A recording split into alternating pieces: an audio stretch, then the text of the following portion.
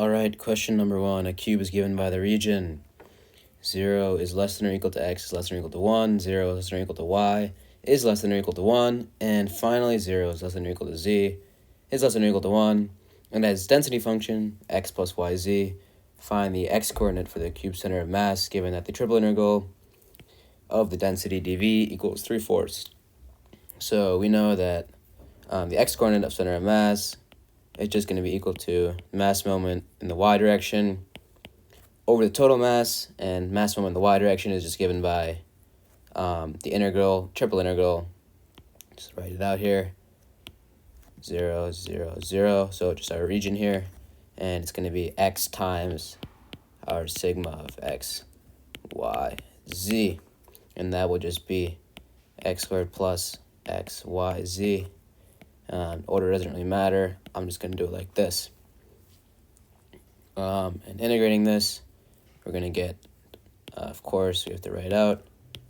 We're going to get x3 over 3 plus x squared over 2, then yz from 1 to 0, dy dz. And that will just be 1/3 plus yz over 2, so writing that out here, 0, 0, 1, 1, 1/3 plus yz over 2, dy dz, and integrating that with respect to y, 1/3 y plus y squared z over 4 from 1 to 0, and of course 0 to 1 dy, that would just be 1/3 plus z over 4, and finally, like that, sorry, this should be a dz right here, and dz, and finally 1/3 plus z squared over 8 from 1 to 0 is just 11 over 24.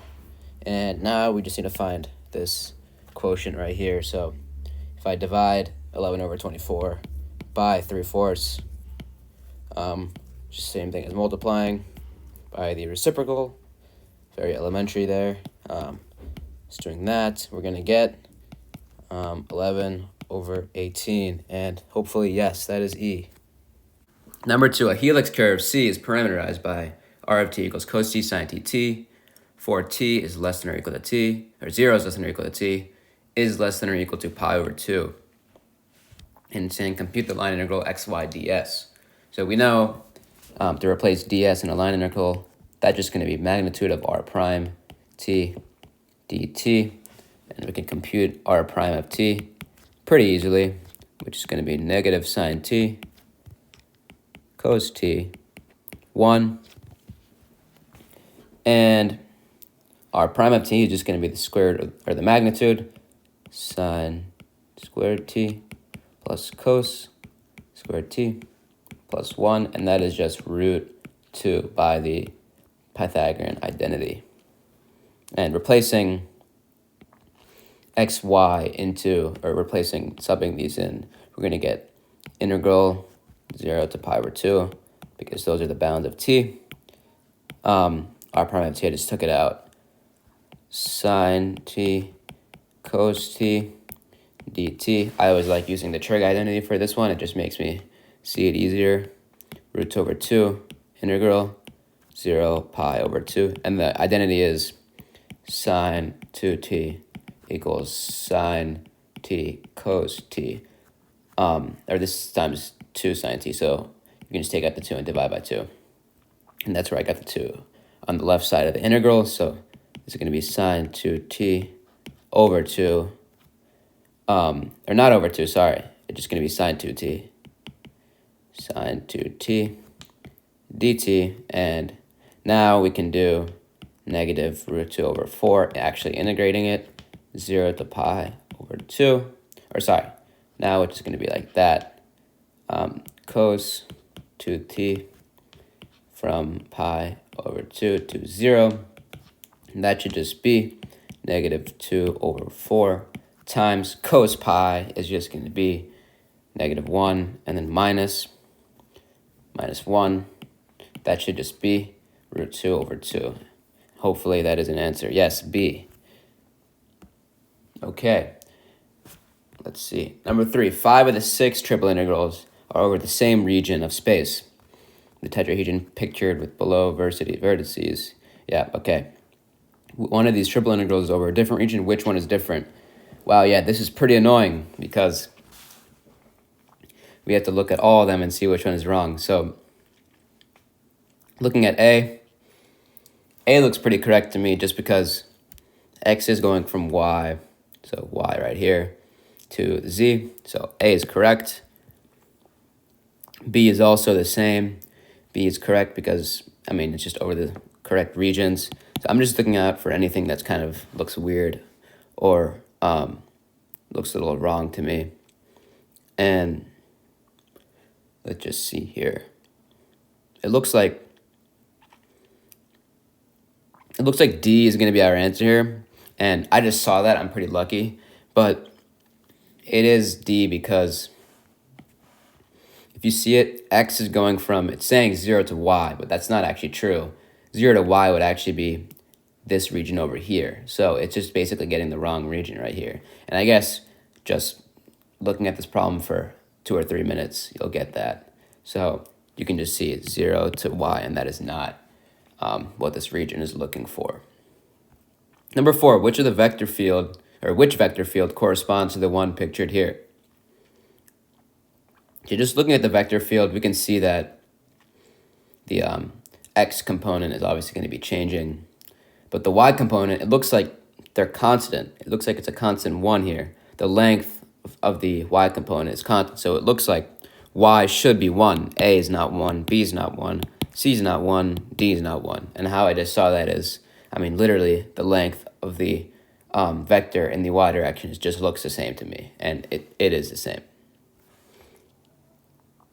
So looking at it, it looks like Y is positive, obviously, above positive, negative. And it looks like the X component is going to be the Y component, but negated. So when X is positive, or when Y is positive, sorry, X is going to be pacing to the negative direction. And it looks like F should be our answer here. And yeah, that makes sense because when we're in the negative side of Y, we should be facing the positive X direction. Number 5, find F dot T ds, where F equals that force field on some smooth oriented curve C that goes from 0, 0, 0 to negative 1, 1, 1.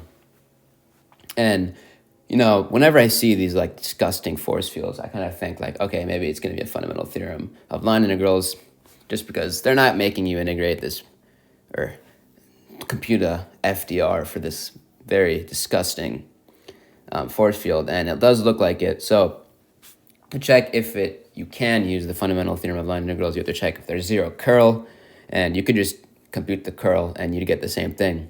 But I just like looking at the X, Y, and Z components.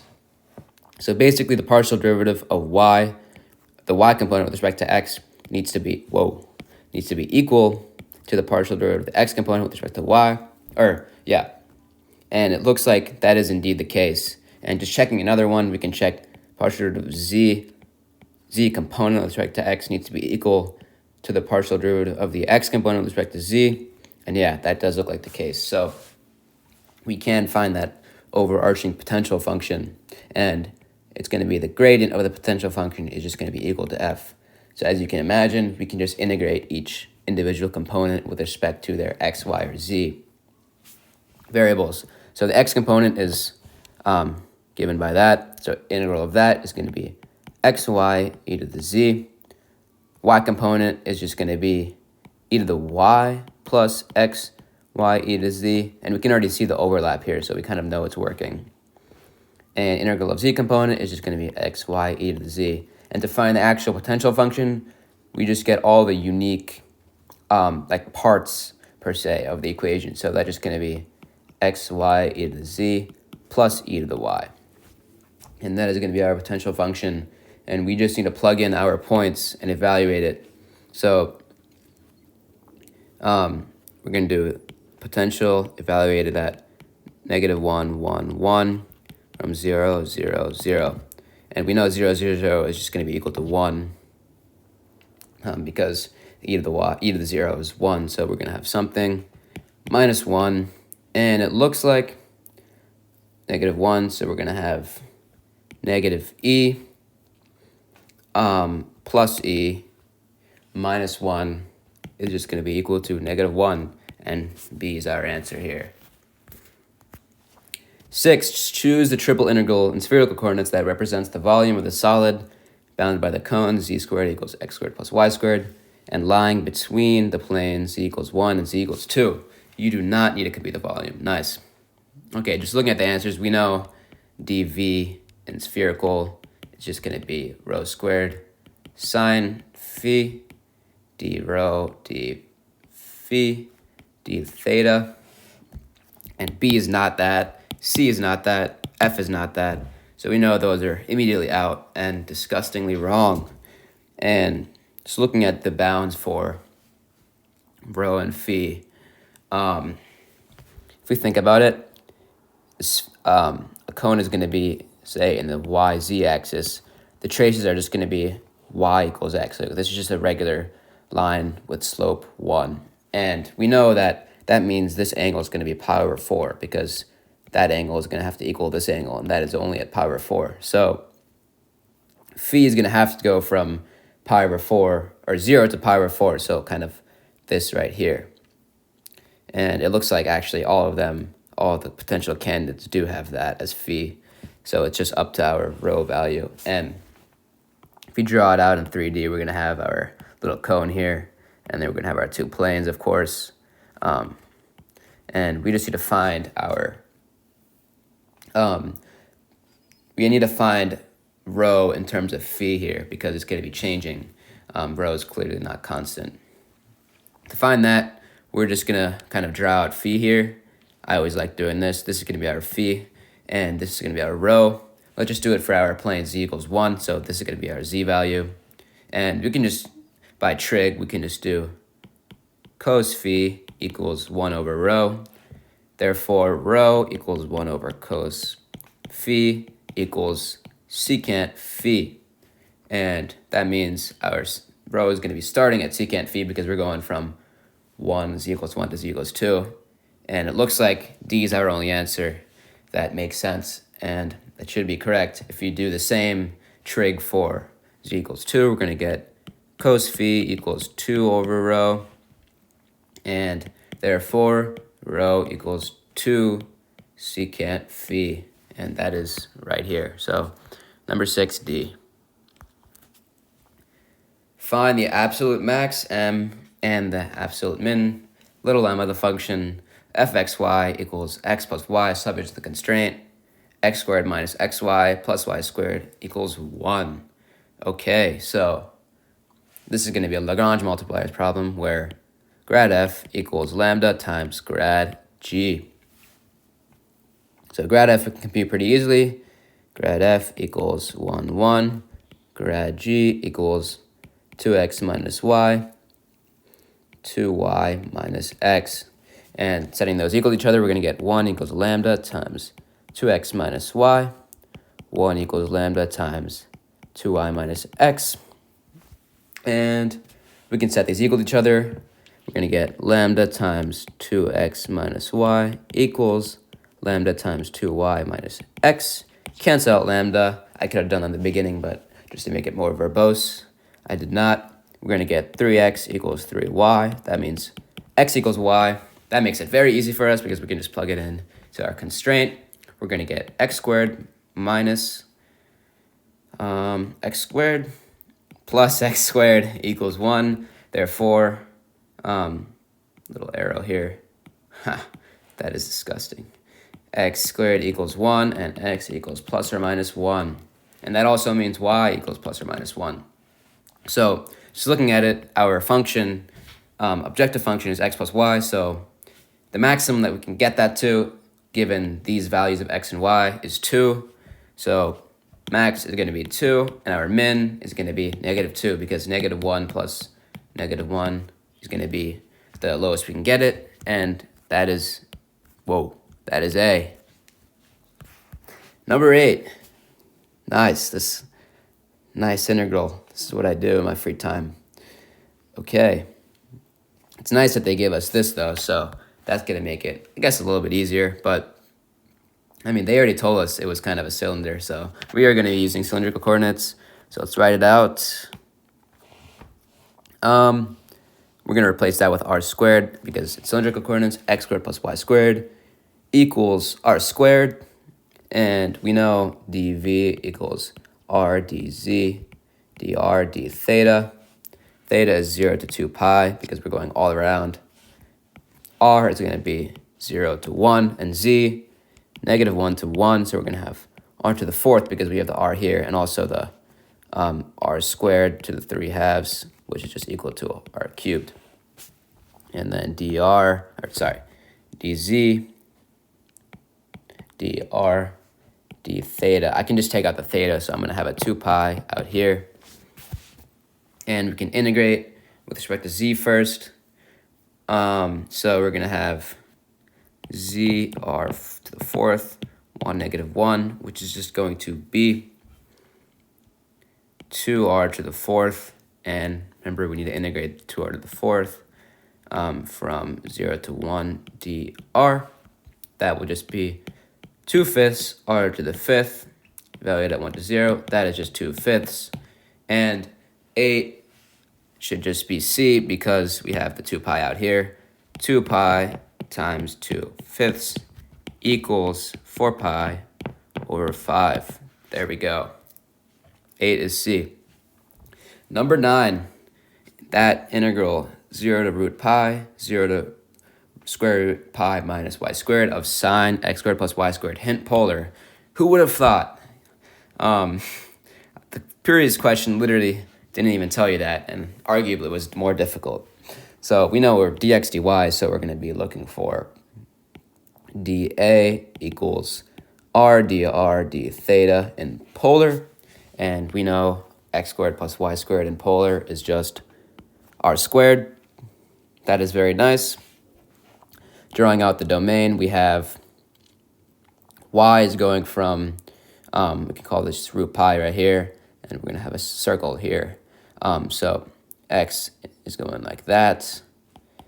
Pretty easy domain here. We can write out the polar integral, sine r squared, r dr d theta. And theta is going from 0 to pi over 2 because right here is pi over 2. R 0 to square root pi. And we can obviously take out the theta like I always like doing. And we're going to have negative cos r squared integrating it with respect to r over 2 from root pi to 0. Cos of pi is going to be -1, so we're going to have -1, so 1/2 minus cos 0 is 1 minus, so it's going to be +1. So that's just 1. Remember to multiply by the pi over 2. And that should just give us pi over 2, which is f. 10. Change the order of integration for the double integral 0 to 2, x squared to 2x, f of xy, dy dx. So just draw out the domains. This is going to be our 2x, x squared. I'm a very bad drawer, but these will, it's very funny, but these will intersect at, we're going from y equals 2. So this is going to be y equals 2. So that's just going to be x equals 2. This will be 2, 4. So changing the order of integration, we're going to get, initially we're going y equals x squared to y equals 2x. And now we're doing fxy dx dy. So as we can see, x is first going from 2x, but we have to have it with respect to x. So x equals y over 2. First going to y over 2, and then we're hitting the y equals x squared curve, where with respect to x, it will be x equals square root y. And y, as we found out before, is going from 0 to 4. Hopefully that is an answer. And it is F, I believe. It is not A. Yes, it is F. 10 is F. Okay, 11. Given the force field f of x, y, z equals y, z, x, find the work required to move an object along the straight line segment from 0, 0, 0 to 2, 3, 4. Okay, yeah, this force field is not conservative, so we are not going to be able to use the fundamental theorem, which is a little bit unlucky, but it is okay. The numbers are pretty easy. So if we parameterize the line segment or the curve, we're going to get 2t, 3t, 4t, where 0 is less than or equal to t. Whoa, is less than or equal to 1. It's always good to write that out in case, I don't know, your professor is looking for that on a multiple choice exam. So, and then, of course, the work is given by the integral of the curve C of f dot dr, where dr is just r prime of t, and we can find that pretty easily. 2, 3, 4. Just fine from up here. And dotting our f of t, well, we need to find f of t first, so f of t is going to be equal to 3t, 4t, 2t. We need to dot that with that vector. So we are going to get integral. We have t is from 0 to 1 of 6t plus 12t plus 8t dt.